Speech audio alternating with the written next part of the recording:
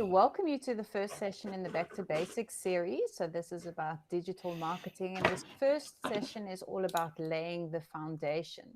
So the agenda for today's training session is we will start with introductions. So in a moment, I will introduce myself and Simon, who is your trainer for today.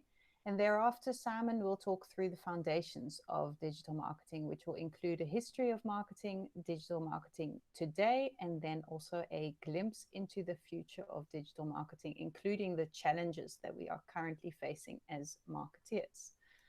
So moving on to the introductions, I will start by introducing myself. I'm the facilitator for this session. My name is Liana Godfrey. I am the head of training in Cape Town. I was born in the Netherlands, but I've been living in South Africa for the last 13 years, and I am married with 2 children, Aiden, who is 3.5, and Olivia, who's almost 1.5.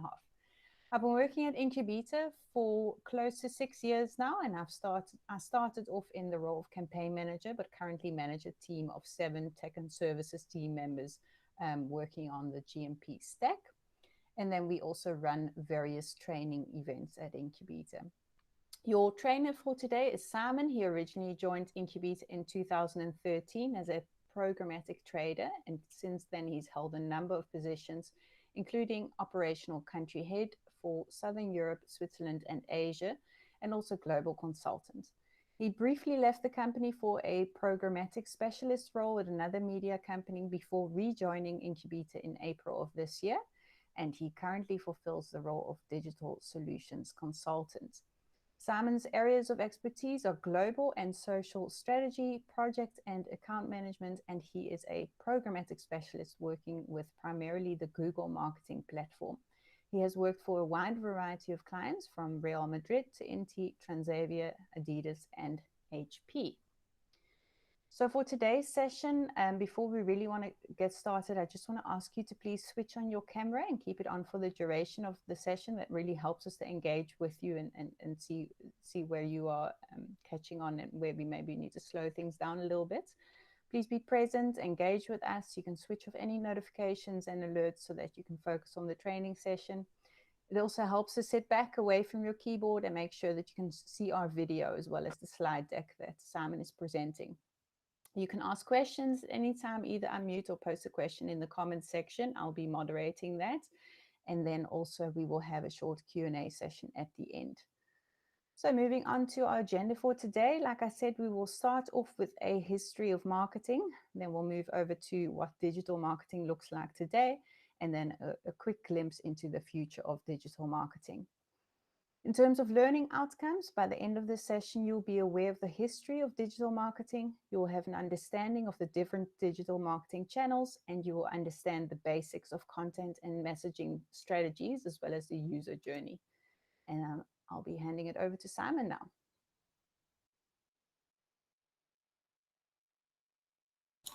Sorry, just unmuting. Good morning, everybody. My name's Simon. As the lovely Liana said, yeah, I've been in the industry for some time. I've worked in several markets all around the world, from the US to Asia to South America. Yeah, even in Cape Town, where I am today as well.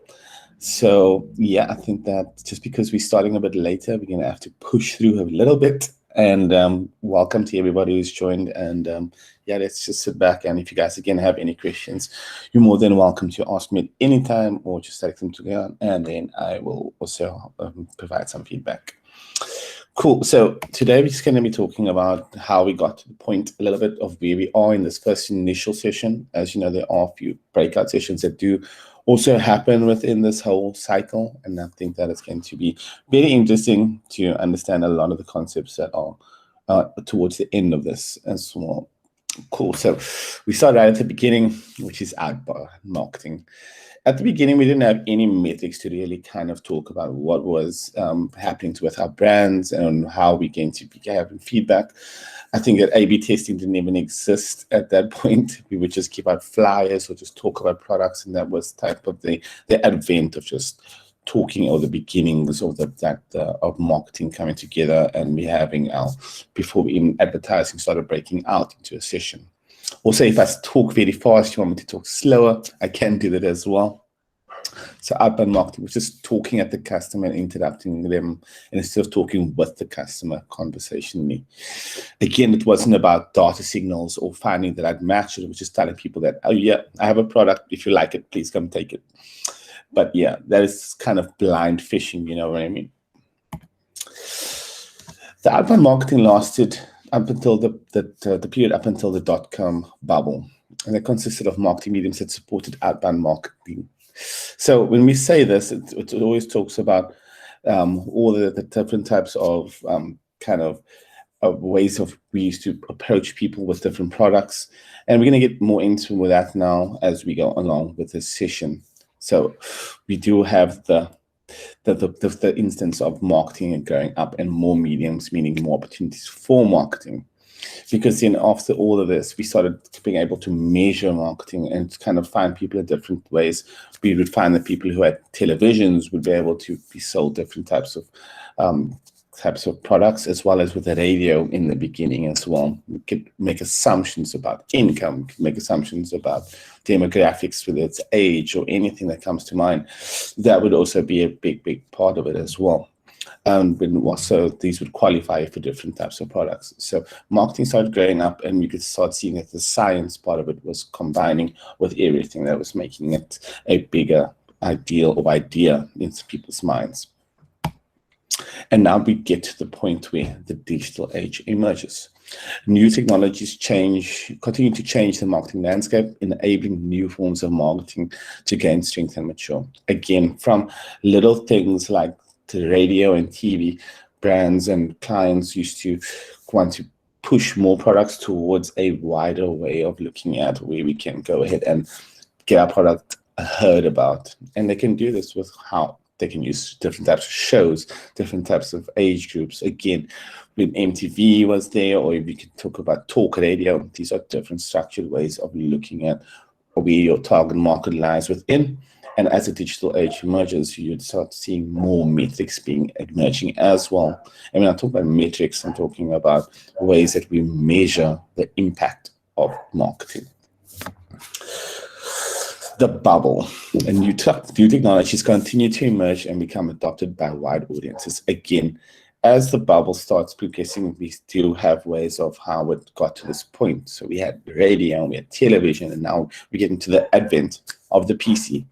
And of course, with this comes a whole host of data. And with that as well, different types of products that are being used for marketing as well.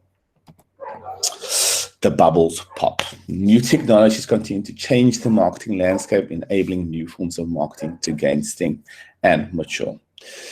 So once this happened and they saw that the bubble popped, again, there was a stronghold of different companies coming in and making different things available towards us as marketers to be able to influence what happens within our marketing campaigns.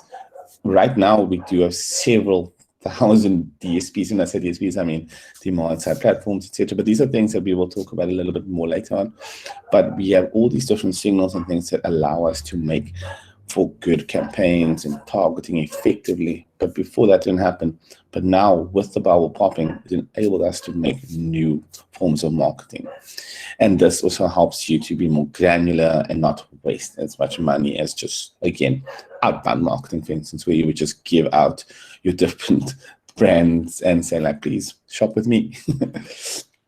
The age of inbound marketing. The interest begins to enter a new age, characterized by greater emphasis on information sharing, user-centered design, and collaboration.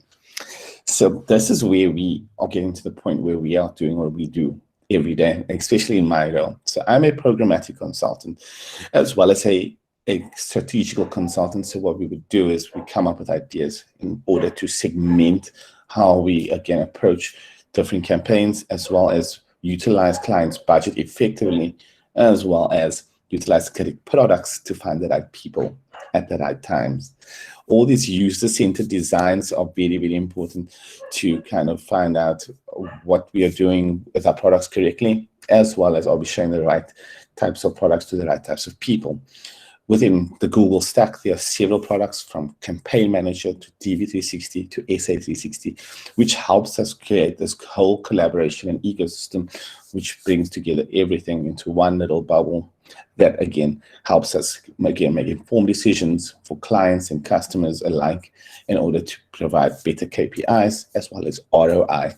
So all these types of things, which are going to be expanded on in the next few sessions with your other trainers, are going to be very, very important. But it's very cool to understand how we got to this point initially.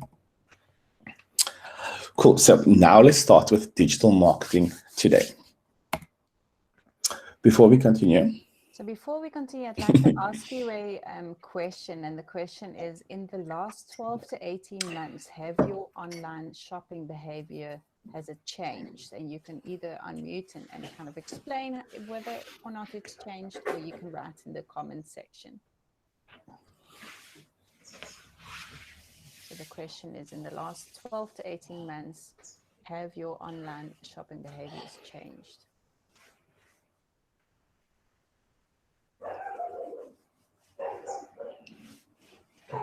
Mine has definitely changed. In what way, Simon? I order so much takeout now. Sure. Yeah, I think with the COVID-19 pandemic, it was temporarily not possible to go out to the shops and just buy what you needed. So a lot of people have resorted to either takeaways or getting their groceries delivered at home.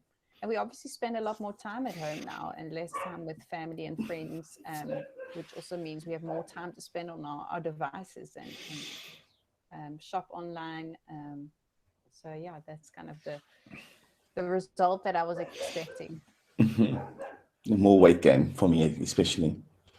Mine has definitely changed. Same. More time on my phone, meaning more time to look at ads and actually, act on that. So more shopping for me. Xander knows my ad. Yeah. Cool. Okay, so let's continue. So again, in the last 5 to 10 months, have your online shopping behaviors changed? We spoke about that just a little bit over there. And let's consider the following stats. The average US consumer is exposed to over 10,000 brand messages a day. At any given time, 84% of Americans are shopping for something. That's insane. 92% of consumers look at a company's website when choosing a service, provider, or product. That's something that I also do. Like, I always do my research when I do these things. And 97% of the people go online to find products and services. Word of mouth is also very important. I think that a lot of people do that still. 93% of online experiences begin with a search engine. I always use the near me as well. That's one of my favorite things to utilize. And 88% of consumers trust online reviews as much as they trust personal recommendations. 88%, and 86% of people look up the location of business on Google Maps. This is me in a nutshell. Cool. The world has changed. The consumer has changed, and marketing needs to change. The digital consumer is curious, demanding, and impatient. Think with Google, consumers in the age of assistance. Yeah, I'm going to click on this, right? Oh, no, that's just a link for... just to understand. Yeah. Okay, cool. Cool. So the curious consumer, the people have become research obsessed even about the small stuff. People are researching more than ever. So each decision, be it big or small, is an informed one. I remember I always like to make trainings a bit more personalized, that if I buy something, I always do go and look at the reviews. I want to see as well as the star rating, whether that be with my food orders, as well as, because I like to, with the pandemic, people are saying, like, let's support more local restaurants, etc. So you want to also see the star rating and see what people's past experiences have been.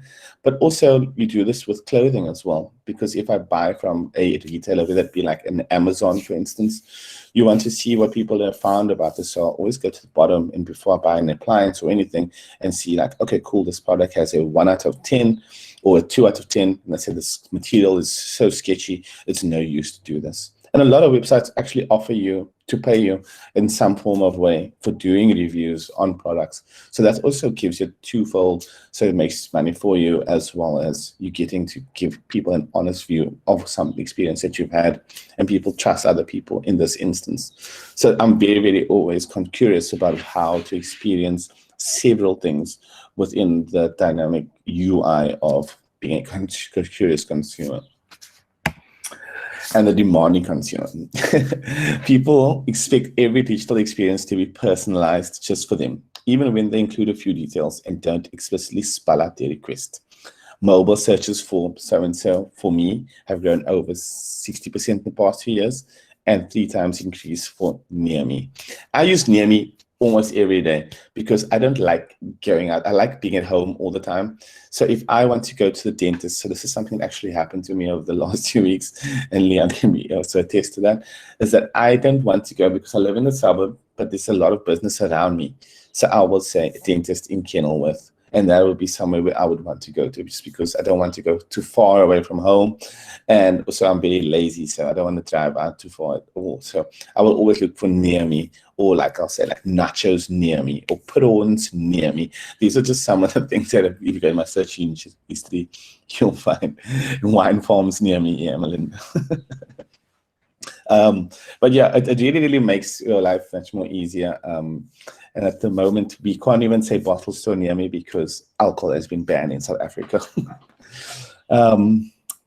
Cool. And the impatient consumer. People are making decisions faster than ever, and they expect to act on those decisions in the moment. Growth in mobile searches for near me, 150% up, and growth in search interest for open now is 300% up.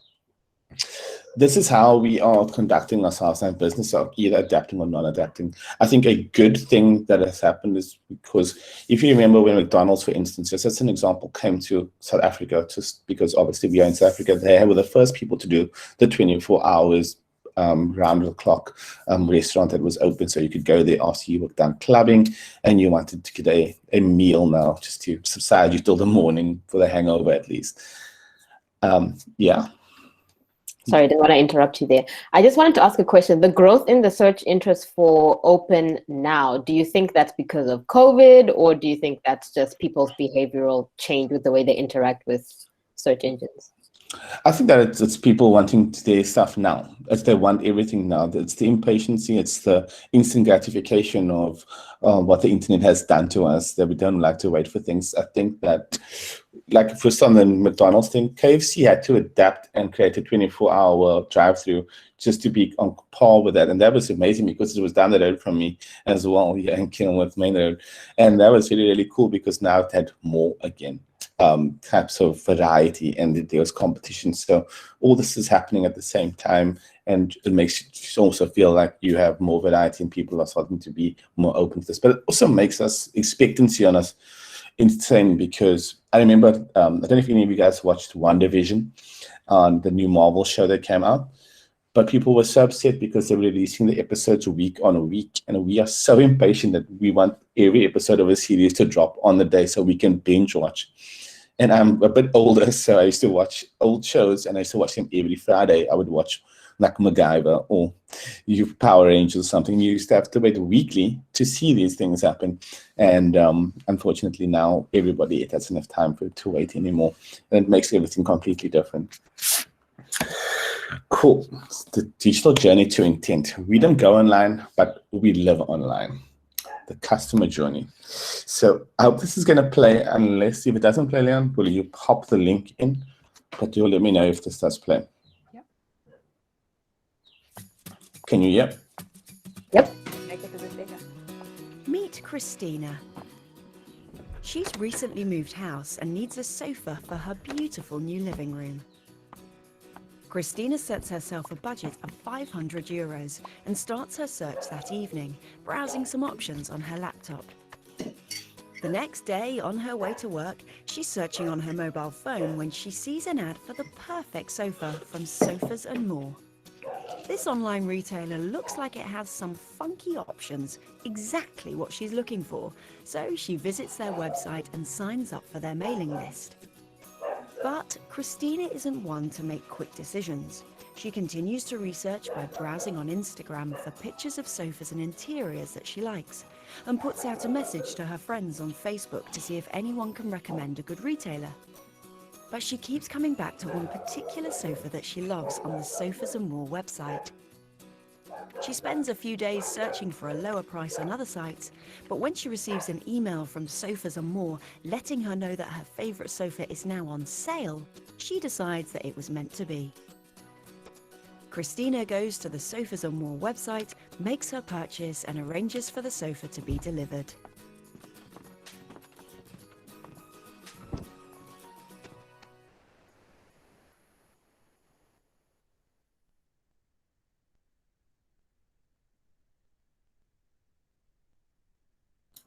Sorry, I saw Leon, you muted me. I'm sorry, my neighbor got a new puppy and the puppy doesn't stop barking and it drives me crazy. I apologize for that. So as you can see, and I'm so sorry about this, I've got to chat to my neighbor after this, but the customer journey, it's an informed decision. Again, you saw lots of old traditional things happening there.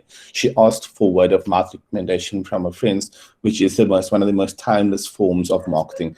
Word of mouth and recommendation, personal recommendation, is something that has been much more successful than any other form of marketing. And it's always going to be if your brother or your best friend tells you about something that you're going to be, again, more trusting to, again, utilize this product because based on their experience and because you trust them initially. But again, there's so much variety with regards to an attribution model, which is on top there, an attribution model, meaning that it's showing you how you've gotten past this whole journey and it's attributing a conversion to something else and where you've come from. Again, there's lots of different moving parts within that whole section there.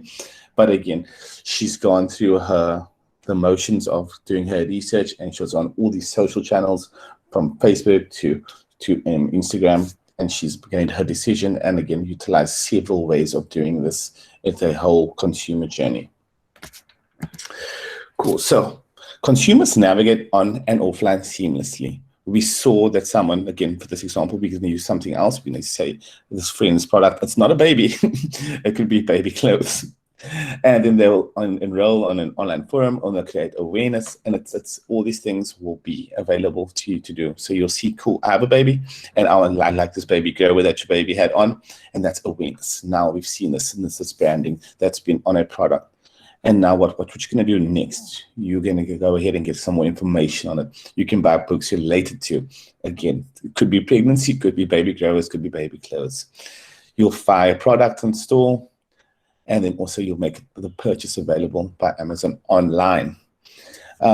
These things also make it so much easier for us as a digital marketer to go ahead and make decisions for you, because let's say we are Amazon right now, and we spoke about Amazon a bit early on. Once you buy a product from Amazon, you can again be able to show data centricity about everything. And when I say that, I mean that we can collate all your data and we can know how much times you purchase nappies, for instance, and we can again tell by in time that when your nappies should be completed, and we can make assumptions and start again showing you ads of nappies when it's time for you to buy nappies again, just by one purchase. And then we can make assumptions about you and your buying habits as well. So with regards to online and offline, there's a lot of information that does pass off as well. So you can again see that there's online and offline similarities. You talk about your experiences with your friends over chat, and what this does is again word of mouth.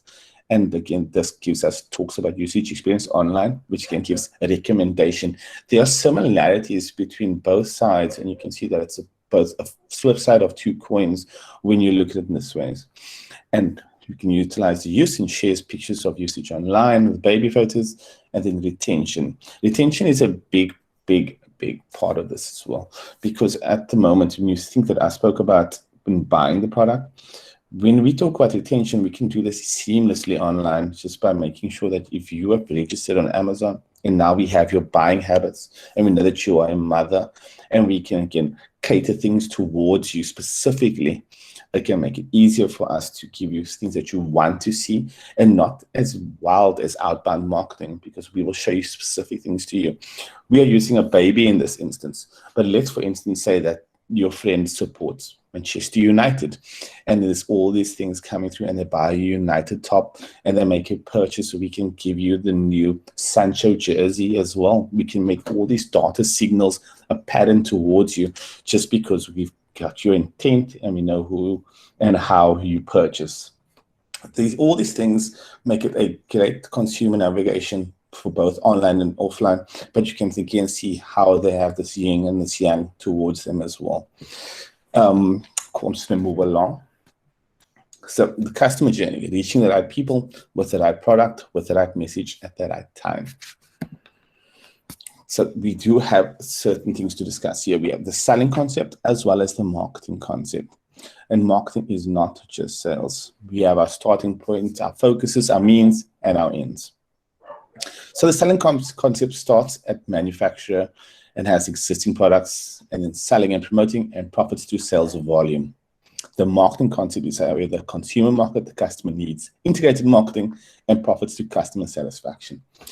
Now, they might sound almost a little bit similar, but there's much more data going into the marketing concept. Selling is just taking chips and putting it into a store and hoping that people's going to sell it, and because it's there and they are hungry. The marketing customer will be pivoted around the fact that we need someone who's going to sell chips at lunchtime outside the work, when people are coming outside to either have a breath of fresh air, have a cigarette, or have a drink of cool drink or something, and they know that they need a break in food. So it's all about, again, utilizing the customer needs and then using integrated marketing approach, and then get the profits through customer satisfaction. Again, you might think that this is something that will happen normally, but the thing is that if the customer needs it and the person sets up their store right outside there at lunchtime, it's not just as easy as saying that there's a store that's there. They are giving a typical type of marketing concept, and they're seeing that people want this right now, and this is what they're doing. They are satisfying a customer need. So that is the difference between how to look at the two. There's obviously several examples we can use in this, but hunger or needing for food is an easier way to understand that. In order to grow a new business, we will use marketing in order to attract a new customer base, and then refrain that base by continuing to retain that base by continuing to satisfy their needs. So once you attract a new base and you get this person and all the information, you can make, again, a longer retention-based marketing platform type of way of looking at it. So if we sell somebody a brand new car, and then we know that in 2 years' time, they're wanting to upgrade, we can start an emailing list, and we can say, we know that your Audi A3 is coming up for, it's time for you to upgrade your car right now. And then we can give retention and say that we will buy the car back from you, and you can have your new A3 at a different price. So these are all different techniques in order to keep people, the retention, again, or retained, to encourage retention, to ensure that we satisfy their needs. And you make it easy for them because you're doing CRM, again, customer relationship management. And by doing this, you're making their job easier. And again, retention becomes easier once you treat people like, oh, you know what, I'm making my job easier. Because let's say, for instance, like car insurance, you want to change your car insurances, but just the lust of doing it makes you not want to change it. And that's one of the hardest things about it. But with regards to kind of getting a new car or something like that, and make it so much easier for you, because they will give you the information, they'll make it seamless approach, and then by doing that, you'll be like, you know, only had fantastic service by Audi, and I would recommend it to anybody else. All these things change the concept of the mental state of your consumer and your client for a longevity of brand manage, for instance. There are two things to also consider when regards to digital marketing today, and that is branding and performance. Now, at Incubeta, we are a performance marketing agency. We do combine branding and performance into one. So performance, we say that is obviously when we will take a client's budget and do the best to our ability to kind of get the best KPIs. When I say KPIs, it's key metrics that we utilize for the campaign.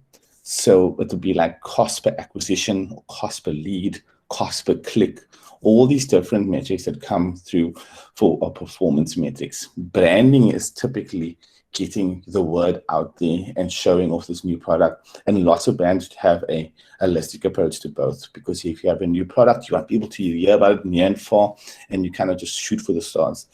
And I'm going to have an example for you of this. So in digital marketing, we typically have things called homepage takeovers, and I think you'd have seen them on several websites as well, not just in South Africa, but all over the world. And this is for a bank, and this is called First National Bank. It's a South African bank. It's the bank that I bank with, and I think two of my colleagues as well on this call. And basically, this is brand exposure. This is branding. This is them telling us to get the new gold card. This is you getting this and saying like, okay, cool, I'm not going to miss this. But it's also like they're just showing this to us. They haven't shown interest in it. It's like outbound marketing. It's relentless, and it's just there for everybody to see.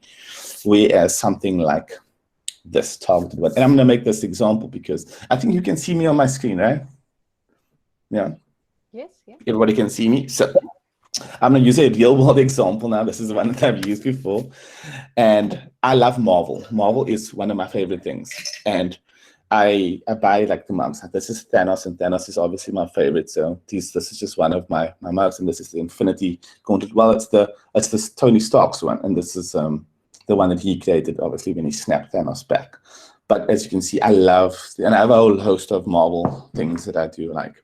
But I want you guys to take particular notice of this part over here. This mat right here. All these things that happened here with regards to me is a performance metric and performance marketing concept, because I was on Takealot, and Takealot is like Amazon, but in South Africa. So when you go into Takealot, you can be remarketed. And I've shown interest in a lot of things. So because I like gaming as well, you'll see a lot of cables and things for camera holding. And because it's winter, you'll see that I was looking at heaters, and now they're remarketing with us. I think the drills were just there for some other reason. I'm not even sure. I don't run, so that was just like shooting fish in a barrel for them. But this one right here, this mat that you see over there, and I'm going to show you something right now. Because they knew that I liked Marvel and the Avengers, and they saw that all my data signals were kind of showing that I want to get more and more of these products. They showed me this ad because it was a companion good towards the mugs, and because again, I like Thanos. And so then I bought the mat because I like the mat and because I like it.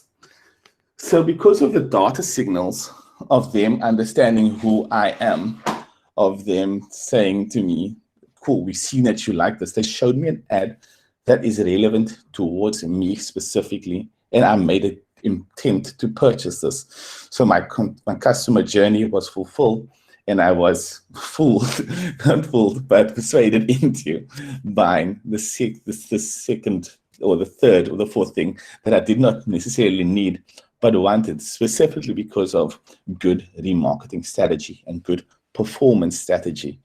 So I was in a data segment, and they targeted me with an ad that made sense for me to buy, and thus retained me as a client and extended my longevity with the brand. And I am also a happy client. So yeah, that's just a typical difference between branding and performance. You can see that I'm going to create a good CPA for them, and I'm very happy with this. So I would typically buy more products as well. So again, now we come back again to what I was just talking about, me falling into a segment. Intent, context, audience. My intent was to buy Marvel things. The context was that I like Marvel things, and the audience was that I fall into the audience group of people who, again, like Marvel and have bought Marvel. So combine all these things together, show me the right ad, and I am right here, slap bang in the sweet spot. And this works for several other things as well. That doesn't just have to be something like that. If you're into gaming, if you're into DJing, all these different things can show you companion goods and several ways of kind of putting yourself into the segment. And segmentation and data segmentation and audience creation is a fundamental part of digital marketing today, as well as kind of putting everybody into performance marketing, because it's becoming more and more apparent. Branding is typically will never ever die, because brands want their brands to be seen, sporting events, all these things, all this investment. But there's also performance that has to go along with it, and yeah, it's a big part of it. The customer journey. Consumers expect consistent and personalized experiences. Again, you saw a consistent remarketing campaign at me and personalized towards me with everything that was interested towards me, as well as companion goods of the things that I have bought before. So they knew that I was going to be somebody who would be interested, and it was worthwhile showing me these ads. They no longer distinguish between online and offline. We call this consumer first, where there's no line between channels. The consumer is the channel, and I am the channel because I'm on my phone, and I'm also making intent. I'm also looking at certain things. When you go onto Google and they say allow for your location, these things become more closer to you as well, and Google takes your data, and they also make it so that the algorithm will learn more about you. And it's a bit scary sometimes to understand that, but you do get your personal approach as well. I don't know who would benefit, me or them, but if someone's winning, I don't know who it is. Data is crucial in the consumer first era, as it's as it's enabling marketers to create more personalized and consistent experiences. It's therefore what many point to as the holy grail for marketing. I mean, we've been talking about this whole session as well. Again, personalized approach is something that I do a lot in my day job as well, trying to understand the consumer as well as giving them the right ad at the right time to make the right decision. And the right decision is the decision to make my client happy. So these are some of the things that happens. 90% of organizations that invest in personalized consumer experience agree it significantly contributes to increasing business profitability. It really does. I mean, I've been in performance along with my colleagues for quite some time now. I think this is my 13th year now, and it's been a long time. But what I can tell you is that the blindness of normal marketing compared to performance marketing, there's so much more value in it, especially for clients, and again, retention of clients and consumers. Customer centricity. These are media and creative strategies. We saw that happening towards me. Customer journey attribution. Sorry. This is attributed to the fact that I made a customer journey from purchasing Marvel things before, and then the attributing part of it was, again, that I made the decision to buy that at an earlier stage. The data and audiences, I fell into that audience, and the analytics will obviously just be the fundamentals of looking at how I made my decisions, as well as key KPIs like, again, CPL, CPA, CPC, all these different types of things that we can monitor, as well as time of day and just geographical region. There really is an endless amount of data and the ways of looking at it to make this an easier way to find me. And then the foundation education. Foundation education is very important. In performance, especially, things change consistently, and upskilling is a big part of what we do all the time. At the moment, I'm going through several Google exams to upskill myself, and you'll find that there's more and more products happening all the time. So I'm attending more and more classes all the time to enhance my own portfolio and also be better of assistance towards clients and my colleagues as well. And now the future of digital marketing. In June 2020, Apple announced the iOS 14 update, which will allow users to opt out of being tracked across iOS apps and websites. I think that for myself, I've been obviously using Apple and iPhones for the longest time. I do opt in because it's within my job to do so I can monitor and see the effect of how it's happening within the world and how. And the thing is that I like being targeted somewhat, as I'm going to be showing the right ad at the right time, and it's going to give me an idea of what I want, because unfortunately I've been part of this, let's say this matrix of everything for a long time, and it's more catered towards me, so I do not have any qualms with it. But it also is very scary to understand how much data is being tracked at the same time. But the thing is that it's showing you exactly what you want at the right time, which makes it much more valuable experience, I think, overall. But again, understanding that you do have the decision to be in or out of this, it does make it a very, very big option for you, uniquely, I'd say. So definitely consider that. But also the fact that you don't have to be part of an audience anymore and be targeted allows for some, autonomous ways of thinking about how you want to conduct, again, everything that constitutes towards you being targeted. And the ad privacy, so it exposes what is being tracked and exposes data linked to your profile due to the app. So again, transparency is a big thing. I think that going forward, we're going to be seeing a lot of changes with the deprecation of cookies as well. It's coming up. There's a lot to unpack with this, but I think that in the future sessions that are coming up, there will be a lot more of unpacking what's coming up towards the future of digital marketing. The next 2 years are going to be very, very, very important with regards to how we look at first-party and third-party cookies. But I don't want to get too far ahead of myself with regards to that. If you do have any questions about that, I'm very happy to answer that. And then give the user the ability to opt out of being tracked across other apps and networks, which will impact third-party cookies and first-party cookies. So again, we were just chatting about this right now. The third-party cookies, again, it's your data being sold to another type of place where they sell it back to clients and agencies, and then it allows us to track and to obviously show you ads. You can either fall into things like people who like watching Grey's Anatomy, or people who like watching comedies, people who like watching movies. This doesn't even have to be that. People who like peanut butter. All these things can be sold to third parties, and we can buy them and utilize them. So within the next 2 years, we're going to be seeing a lot of, how can I say that, transformation based on how we look at these things for the tracking. Because again, a lot of people have complained about how they are being tracked. But again, it's there's good and there's bad towards how we look at it. Remarketing audiences previous visitors to the page, 30 days, and remarketing audiences previous visitors to the PD page is still 30 days. These are just some of the ways that it's going to be changing with regards to looking at, again, remarketing audiences. It's again, remarketing is such a thing to unpack. Just to understand what remarketing is, for anybody who doesn't understand, when you go to a website, a piece of code drops into your phone, your computer, or to your smart TV if you use a smart TV to browse. And then by utilizing that little piece of code, they can remarket you with ads specific to where you went. That's why sometimes when you go on Facebook and you think, I was just talking about G-Star jeans, and now I'm seeing G-Star jeans ads. And it's not about that. It's because there's the intent that you've probably made that you just kind of forgot about, and you were looking at an ad on a site and you were saying like, oh, I like these jeans, and I'm gonna click on that, and you'd be remarketed. So remarketing is kind of, it's easy to understand that way, but there's a lot to unpack with remarketing. I could go on with that for a long time.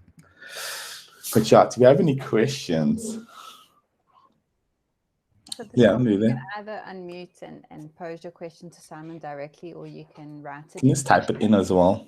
But I mean, there's a lot to unpack with regards to remarketing. The future of first-party and third-party cookies is very, very, very, very crazy because, yeah, Google has to be transparent now. There's obviously a lot of people who are very unhappy about this. But again, we do understand why it's been happening because, let's say, for instance, my daughter is being sold and they're targeting me. Why am I not earning money on this, for instance?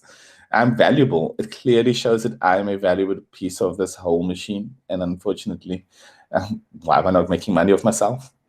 But yeah, there's a lot of things to unpack with regards to first party and third party. It's going to be an interesting time coming up. That's for sure. I've also just posted a link to the feedback survey in the comment section. So please click on that link and take just 5 minutes to fill it out and give Google and, of course, Simon some feedback on this presentation. And then if there are no further questions, then I'm just going to thank Simon for his time. Thanks, everyone, for the engagement and interaction. Really happy that you could join us this morning. Thanks so much, and have a wonderful weekend ahead. Bye-bye. Thanks, guys. Bye.